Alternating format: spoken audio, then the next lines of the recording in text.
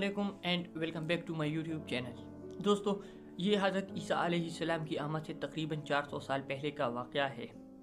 ان دنوں قدیم یونان کے دارالحکومت ایتھنز میں ایک بندہ رہتا تھا جن کا نام تھا سوکریٹس، جن کو اردو ادب میں یا اردو زبان میں سقراط کے نام سے جانا جاتا ہے۔ سقراط وہ شخص ہے جنہیں مغربی فلسفے کا بانی سمجھا جاتا ہے۔ اگرچہ سقراط کی کوئی باقاعدہ رائٹنگز موجود نہیں، لیکن ان کے جو شاگرد تھے بالخصوص پلاٹو وغیرہ نے جو ان کے بحث و مباحث سے قلم بند کیے ہیں، تو ان سے ہمیں یہ اندازہ ہوتا ہے کہ سوکریٹس بنیادی طور پر ایک کویسچنر تھا، یعنی سوالات پیدا کرنے والا شخص تھا، جنہوں نے اس وقت کی حکومت، معیشت، صنعت سمیت مذہب ہر چیز پر سوالات کھڑے کر دیے تھے۔ ان کی خوبی یا خامی یہ نہیں تھی کہ وہ خود سوالات کرتا تھا، بلکہ ان کی خامی جو تب کے شرفاء کی نظر میں تھی وہ یہ تھی کہ وہ نوجوانوں کو سوالات پر ابھارتا تھا۔ وہ لوگوں کو سوال کرنا سکھا دیتا تھا اور انہیں یہ ترغیب دیتا تھا کہ وہ ہر چیز پر سوالات کھڑے کریں۔ ان کی اس حرکت کی وجہ سے ایتھنز کے شرفاء ان سے ناراض تھے اور انہیں نوجوانوں کو ورغلانے کے الزام میں انہیں گرفتار کر لیا گیا اور ان پر مقدمہ چلا کر انہیں سزائے موت کی سزا سنائی گئی۔ یہ مقدمہ اتنا مضحکہ خیز تھا کہ یہ صرف ایک دن کے لیے چلا اور اگلے ہی دن سقراط کو زہر کا پیالہ پلایا گیا اور انہیں ابدی نیند سلایا گیا۔ لیکن یہ سقراط کا اختتام نہیں تھا، بلکہ یہ ایک آغاز ہی تھا۔ سقراط تو فزیکلی ختم ہو گیا، مائنس ہو گیا، مر گیا، لیکن ان کا نظریہ آج بھی تقریباً 2800 سال بعد بھی زندہ ہے اور لوگوں کو یہ دعوت دیتا ہے کہ وہ اگر کوئی چیز ان کے مزاج کے برخلاف ہو تو وہ ان پر سوالات کھڑے کر سکتا ہے اور اس میں کوئی قباحت نہیں ہے۔ تو آج کی ویڈیو میں ہم ایسی کرداروں کا جائزہ لیں گے جنہوں نے اپنے معاشرے کے دو دستور کو مسترد کرتے ہوئے ان پر سوالات کھڑے کر دیے اور ان کے پاداش میں انہیں سزائی بھی دی گئی۔ بس اس کے لیے شرط یہ ہے کہ آپ نے ویڈیو کو لازمی آخر تک دیکھنا ہے، اور ساتھ میں اگر آپ نے ابھی تک ہماری یوٹیوب چینل کو سبسکرائب نہیں کیا تو کائنڈلی چینل کو سبسکرائب ضرور کریں تاکہ ایسی ہی بہترین ویڈیوز اور انسائٹفل انالیسس آپ تک سب سے پہلے پہنچتی رہے۔ اس کے بعد جس شخص کو سب سے زیادہ اپنے علاقے میں رند درگاہ بنایا گیا وہ دنیا کے سب سے بڑے مذہب یعنی مسیحیت کے روح رواں سیدنا مسیح علیہ السلام تھے۔ سیدنا مسیح علیہ السلام فلسطین کے ایک یہودی گھرانے میں سیدہ مریم کے ہاں پیدا ہوئی تھی۔ سیدنا مسیح علیہ السلام نے اپنے زمانے کے دو دستور کو مسترد کرتے ہوئے اور وہاں کی جو سوشل انیکویلٹی تھی ان کے خلاف جد و جہد کے پاداش میں جو یہودی پادری تھی، جو یہودی مذہب کے ماننے والے تھے، انہوں نے سیدنا مسیح علیہ السلام پر غداری کا مقدمہ چلایا اور انہیں سزائے موت سنائی گئی، جس کے بعد یہودیوں نے اپنی حضرت عیسیٰ علیہ السلام کو تختِ دار چڑھا دیا، جو کہ اسلامی روایات کے مطابق اللہ نے انہیں بچا لیا اور انہیں آسمانوں پر بلا لیا۔ تب بھی اکثر لوگوں کو یہ لگ رہا تھا کہ حضرت عیسیٰ کا اختتام ہو گیا ہے، سیدنا مسیح علیہ السلام اب ختم ہو چکے ہیں اور ان کے نظریے کو پروان چڑھانے والا کوئی نہیں رہا اور وہ لوگ آرام سے حکومت کر سکیں گے، لیکن ایسا ہوا نہیں۔ اور سیدنا مسیح علیہ السلام اپنی رحلت کے 2000 سال بعد بھی آج تاریخ میں اور ہر جگہ موجود ہے، جبکہ ان لوگوں کا کوئی ذکر نہیں جنہوں نے سیدنا مسیح علیہ السلام کو صلیب چڑھانے کی جسارت کی تھی۔ اس طرح ہم دیکھیں تو سیدنا مسیح علیہ السلام کے بعد اسلام کے داعی اور اسلام کے پیغمبر سیدنا محمد مصطفیٰ صلی اللہ علیہ وآلہ وسلم نے جب اپنے زمانے میں مشرکین مکہ کے خلاف آواز بلند کی اور ان کو غلط کہا، ان کی روش کو غلط کہا، ان کے معاشرتی اقدار کو غلط کہا اور ان کو درست کرنے کا تہیہ کر لیا، تو مشرکین مکہ نے رسول اللہ صلی اللہ علیہ وآلہ وسلم پر مکہ کی زمین تنگ کر دی اور آپ علیہ السلام کو ان کے خاندان سمیت ایک گاٹی میں قید کر لیا جنہیں شیب ابی طالب کے نام سے جانا جاتا ہے۔ خیر، آج کی ویڈیو میں ہم اس ٹاپک کو مختصر کرتے ہیں کیونکہ اس پر ہم الگ سے 2 تفصیلی video the life of Islamic prophet کے نام سے بنا چکے ہیں، جس کے لنک میں کمنٹ سیکشن میں لگا رہا ہوں۔ اگر آپ کو اس کو جاننے میں دلچسپی ہے رسول اللہ صلی اللہ علیہ وآلہ وسلم کی زندگی میں، تو آپ ان لنکس پر جا کر ان ویڈیوز کو دیکھ سکتے ہیں۔ تو رسول اللہ صلی اللہ علیہ وآلہ وسلم پر بھی سرزمین مکہ تنگ کر دی گئی اور ان کو بھی اذیتیں پہنچائی گئی، ان کا بھی سوشل بائیکاٹ کر دیا گیا، اور اس طرح لوگوں کو لگتا تھا، مشرکین مکہ کو لگتا تھا کہ وہ رسول اللہ صلی اللہ علیہ وآلہ وسلم کو نعوذ باللہ شیئر کر لیں گے، ان پر پتہ ہاب ہوں گے، لیکن ایسا ہوا نہیں۔ رسول اللہ صلی اللہ علیہ وآلہ وسلم یہ ساری صعوبتیں سہ کر بھی سہمت نہ ہوئے، اپنی کاز سے پیچھے نہیں ہٹے، اور یوں آج 1500 سال بعد بھی رسول اللہ صلی اللہ علیہ وآلہ وسلم کی جلائی گئی دیا یا شمع روشن ہے، اور اس سے کروڑوں لوگ، اربوں لوگ مستفید ہو رہے ہیں۔ ویسے آپ دیکھیں تو یہ سمجھ میں آتا ہے کہ بہت سے لوگ یہ سمجھیں گے کہ چونکہ یہ عہد عتیق یا اینشین ٹائم کی مثالیں ہیں جب لوگوں کے پاس علم نہیں تھا اور وہ سوالات سے ڈرتے تھے، مطلق العنان حکمرانیت تھی، تو ایسا ہونا ممکن تھا لیکن اب ممکن نہیں رہا۔ تو ان کے لیے میں ایک اہم مثال ہمیشہ دیتا ہوں جو کہ میڈیول ٹائم سے ہے، یعنی جس کو قرون وسطیٰ کہا جاتا ہے، کہ جب حضرت امام احمد بن حنبل نے جو عباسی خلفاء تھے ان کے روش پر تنقید کی، ان کو تنقید کا نشانہ بنایا، تو جو عباسی خلفاء تھے انہوں نے امام احمد کی بہت تذلیل کی، انہیں بازار میں کھڑا کر کے ان کو کوڑے مارے گئے اور ان پر پپتیاں کسی گئی، انہیں تضحیک کا نشانہ بنایا گیا،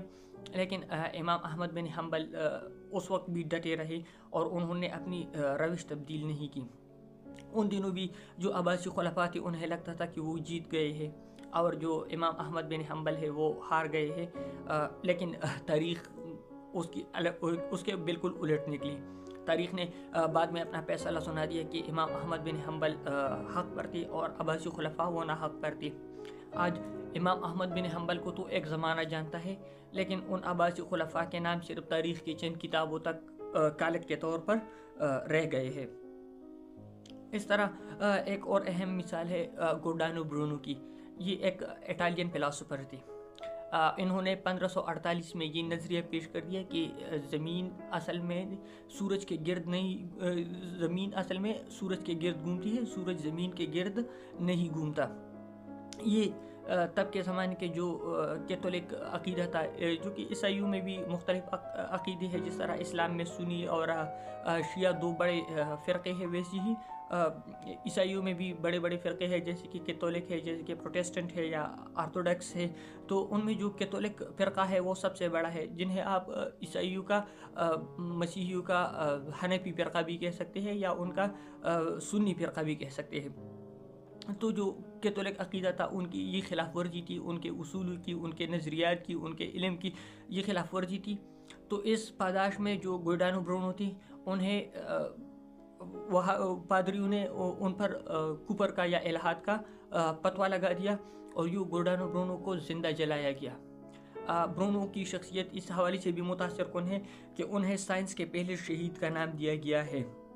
یعنی یہ وہ پہلے شخص تھے جنہوں نے سائنسی علوم کی ترویج کی خاطر اپنی جان کا نذرانہ پیش کر دیا۔ تب بھی جو یورپی پادری تھی انہیں لگتا تھا کہ وہ جیت گئے ہیں اور برونو ہار گیا، لیکن ایسا نہیں ہوا۔ تاریخ نے اپنا فیصلہ اس وقت تو محفوظ کر لیا اور پھر 19ویں صدی میں جا کر یہ اپنا فیصلہ سنا دیا کہ جب پادریوں نے ان کے اوپر لگائے گئے اپنے فتوی واپس لیے اور یہ اعلان کیا گیا کہ برونو حق پر تھی اور جو یورپی پادری تھی وہ ناحق پر تھی، اور یوں بعد ان کے مرگ کے تقریباً 400-500 سال بعد ہی انہیں اعزازات دیے گئے اور انہیں باقاعدہ فاتح قرار دیا گیا۔ بالکل یہی واقعہ گلیلی کا بھی ہے، جو کہ ایک اٹالین سائنٹسٹ تھے۔ انہوں نے بھی یہ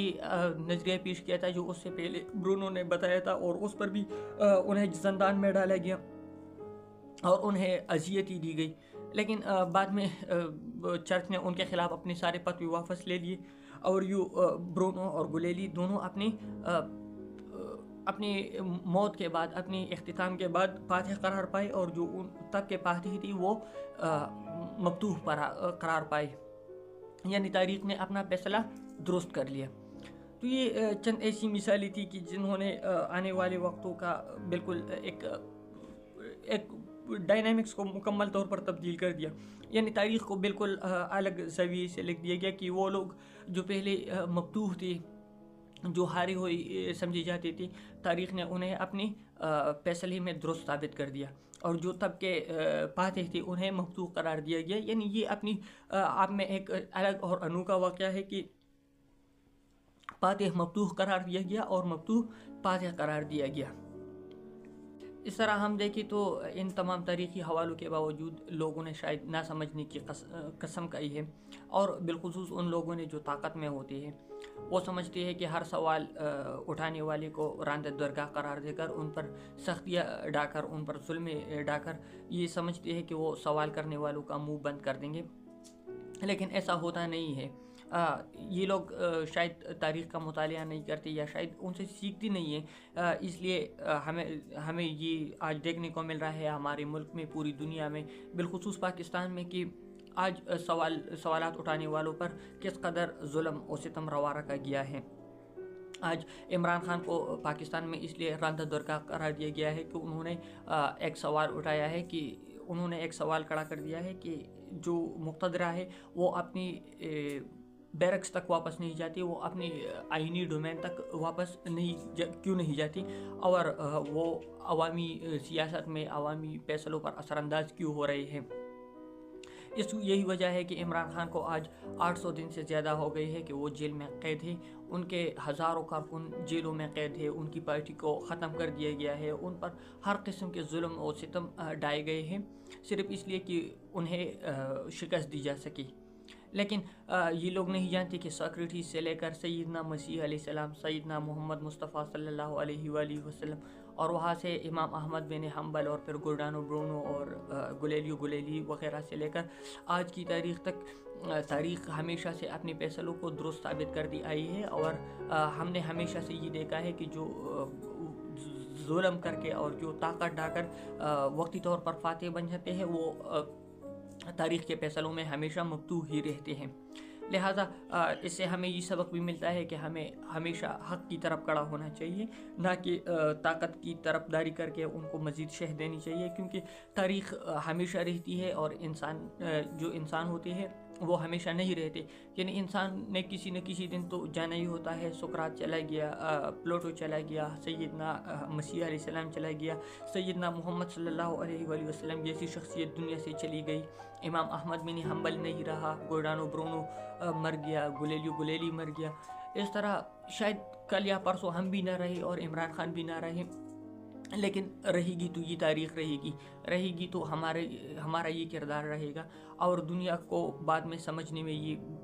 कोई मुश्किल नहीं होगी कि आज के जो फातेह है वो असल में मबतूह थे, या जो मबतूह है वो असल ही फातेह थे। और मुझे पूरा यकीन है कि तारीख़ अपने फैसले में इमरान खान को हमेशा के लिए फातेह लिखेगी, और ये जो आज जुल्म सितम ढाते हैं, जो जुल्म करते हैं, जो लोगों को अगवा करते हैं, उनको जेलों में बंद करते थे और हर किस्म की सऊबतें देते हैं, ये इनके मुंह पर कालक मलेगी, और तारीख़ उन्हें हमेशा नफ़रत और हक़ारत की निगाह से देखेगी, और यही पाकिस्तान की तारीख़, पाकिस्तान की असल तारीख़ कहलाई जाएगी। तो उम्मीद करते हैं आपको आज की वीडियो पसंद आई होगी, और आपने इससे बहुत कुछ सीखा होगा। अगर आपने इससे बहुत कुछ सीखा होगा। अब हमें दीजिए इजाज़त, मिलते हैं आपके साथ एक नई वीडियो में एक नई टॉपिक के साथ। तब तक के लिए अपना ढेर सारा ख्याल रखिएगा। खुदा हाफिज़ एंड सब्सक्राइब अगेन।